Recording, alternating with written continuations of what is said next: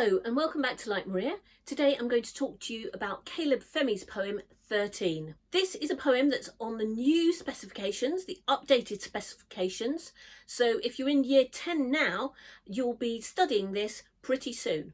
Please like, I hope you enjoy. So I've got my copy of the poem in front of me and as you can see I've started annotating already. I'm just going to have this here for reference so that I can be really detailed in the analysis. I have done another video on answering an essay question on this poem, but today I'm going to go through some analytical points and I'm going to use my unseen analysis method. So just to refresh you before you start, I've got a list of things that I always talk about. So I always think about the title, the voice in the poem, the tone, the sounds of the poem, its structure, any specific detailed techniques that I think stand out, key imagery, key themes, and I think in my head if there's any other poem. Now, for all of these, I tend to home in on the ones that I can say the most about. So sometimes there's not much to say on one and I think, well, okay, I've checked that. I don't need to talk about that. So I'm going to start off with the title 13. So clearly 13 is an age where you are on the verge of growing up. Many people get very excited about becoming a teenager. There's lots of different things happening to your body, to your emotional self. So this is really the age of transition between being a child and being an adult. In this case, being a boy and being a man. There are issues surrounding this, perhaps about losing innocence and becoming independent and creating your own identity, based on your own experience of the world and not just what your parents have told you. So going out into the big wide world. There are also some connotations around this number about superstition and bad luck. And I think that probably shouldn't be overlooked here, that 13 is not a great number. Some roads or hotels don't have rooms or houses with this number because of the superstitions surrounding it. So there is a sense of kind of the unluckiness and the unpleasant surrounding. So all of that gives us an indication of the theme in the poem. And indeed, of course, it deals with that moment on the verge of adulthood. Building on this, I'm going to talk about the voice. The voice is one of experience.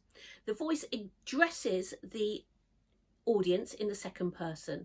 Now this could be plural or singular. So it is addressed either to a whole generation or to one specific individual. And in this case, it's really homing in on the boy, but with the secondary idea that it's addressing many boys in this circumstance. The voice talks from a position of experience to innocence, the old and wise talking to the young and perhaps naive. And it gives a narrative of what is going to happen. These are the things that from my experience you yourself will experience. Within this we also get other quoted voices.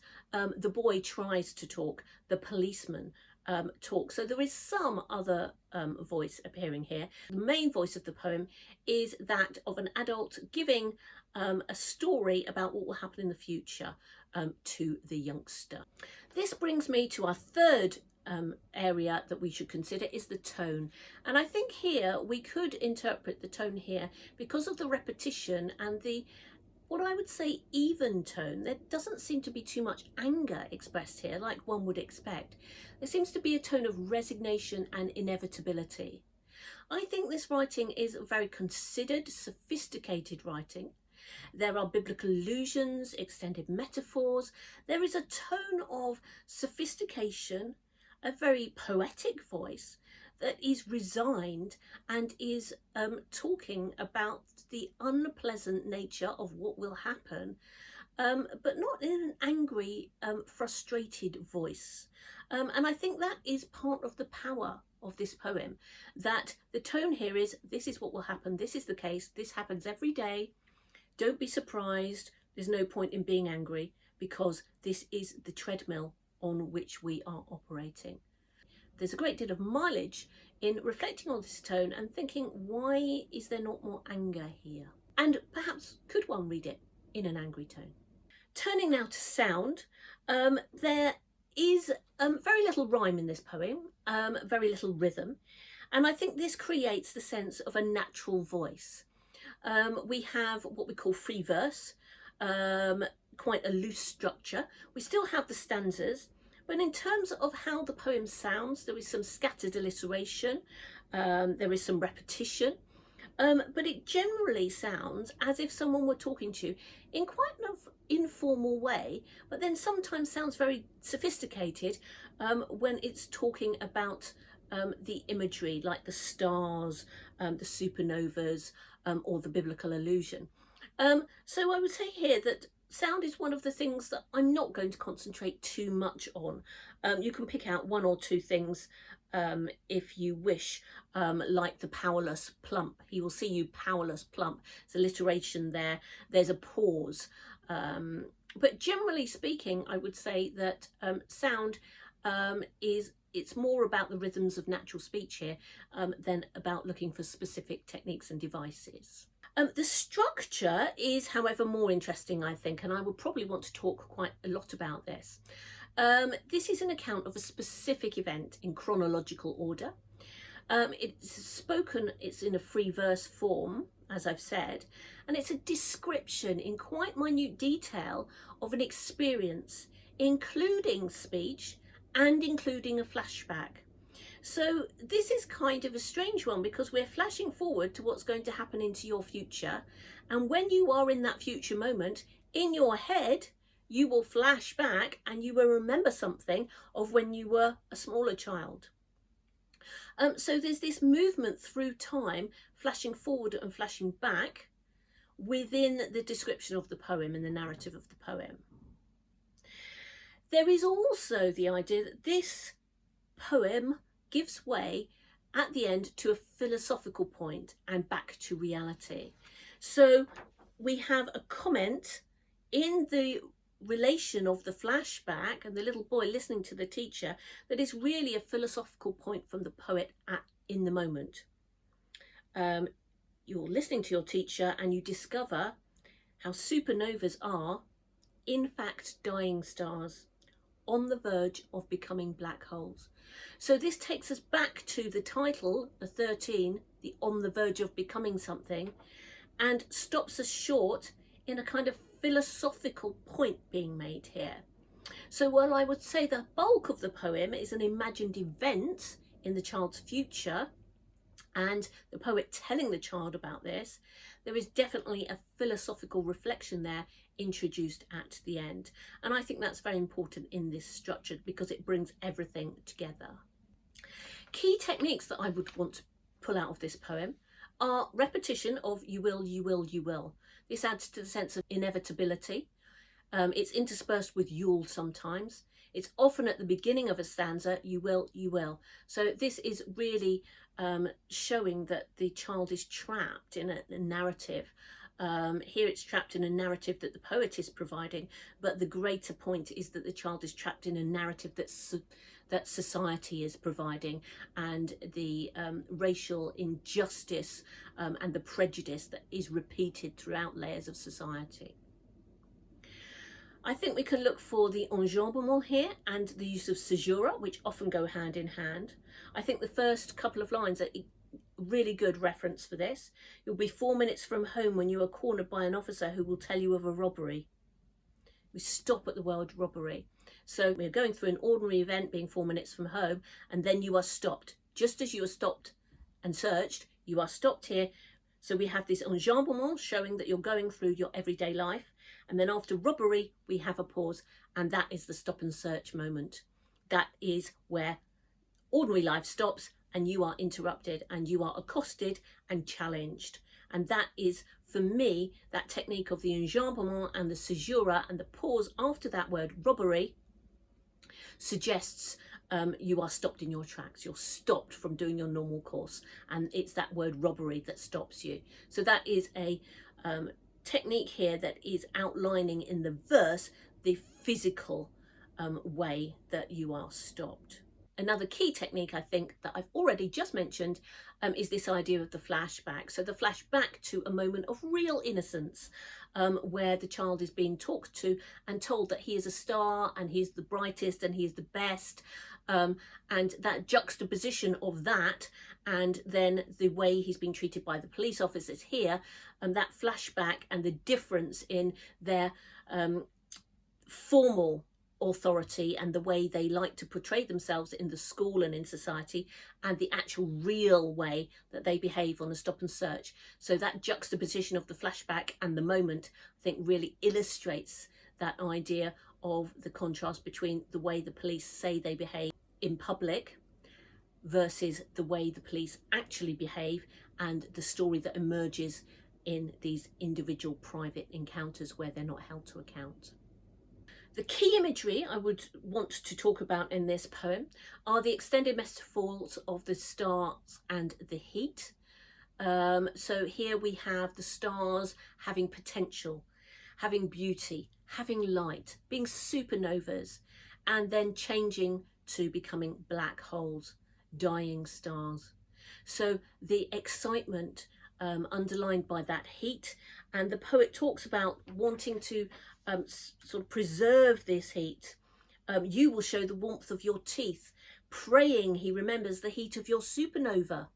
So this heat is going to be a good thing, and you're still in the star, you've still got the potential of the supernova. However, he doesn't see you like that star anymore. He sees you as powerless, as plump. And you will not have that heat. That heat won't take you anywhere. In fact, all it does is condense the fear on your lips. So that which was hot has turned cold and now is condensing as a fear on your lip. So really do make sure that you interrogate that extended metaphor and see what it how it can enhance the reading of your poem. The image of the boy being on the verge of something comes out here. That key moment of being almost an adult, 13, in between something, I think is very important. And that word verge, on the verge of, we use it colloquially. And it's also on the tip of, waiting to fall, perhaps one way or the other. And we look at this and see that maybe this being on the verge of becoming something is going to be not so positive. The biblical allusion here, you will watch the two men cast lots for your organs. When Christ was on the cross, the Roman soldiers cast lots. That means kind of play dice, or a bit like rock, paper, scissors, that sort of game. They cast lots for Christ's garments. Here, that word garment is not used. The poet talks about the two men casting lots for your organs. And this is a really terrible image. The child is almost crucified, powerless to do anything about it. And these two policemen are playing a game to decide his future, to decide what they'll do with his organs. His organs being the things that really give him life. His heart, his lungs, give him a voice, give him emotions. His liver, the thing that kind of processes poison, kidneys, all of these things, organs, they are playing a game to see who can have ownership of him. So this is a real key image, I feel, in this poem, and an image which paints the boy in a Christ-like position, crucified on a cross, powerless to do anything. But perhaps also superior in being godlike and a saviour. But at this moment, there is suffering, and that is the takeaway from this. Christ is suffering and Christ is belittled.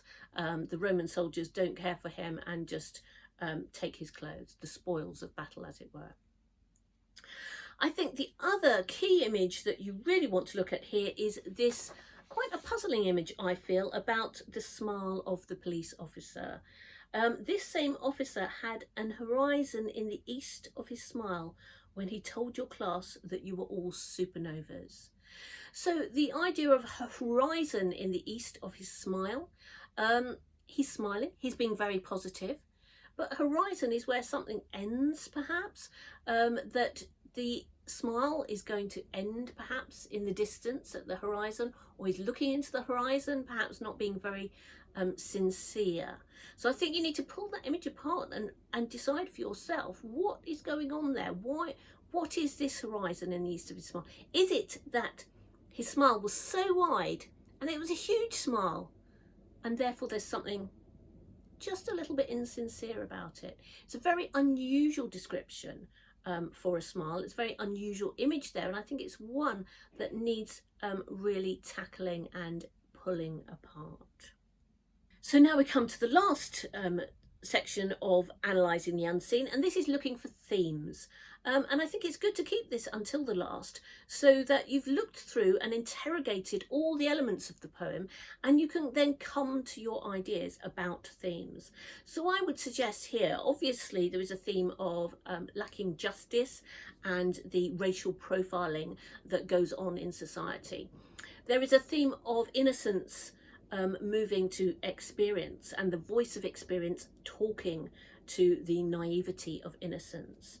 There is this idea about growing up and what one will become. There is hope that is then extinguished. There is a sense of facing reality, facing not the dreams of what we may become, but the reality of what we must become and what we have to endure. And there is a sense of the inevitable here. I think the big theme here is the, as I said earlier on, perhaps a lack of anger. There is a sense of quiet resignation, the inevitable, that is quite depressing. And I think rather than a very angry response to this poem, for me at least, it brings me a sense of despair and quite a depressing idea that things are almost so entrenched and so repeated frequently that they are almost unremarkable. One is no longer surprised by it.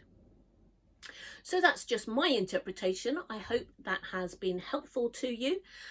Please like and subscribe, and perhaps watch the other video on Caleb Femi.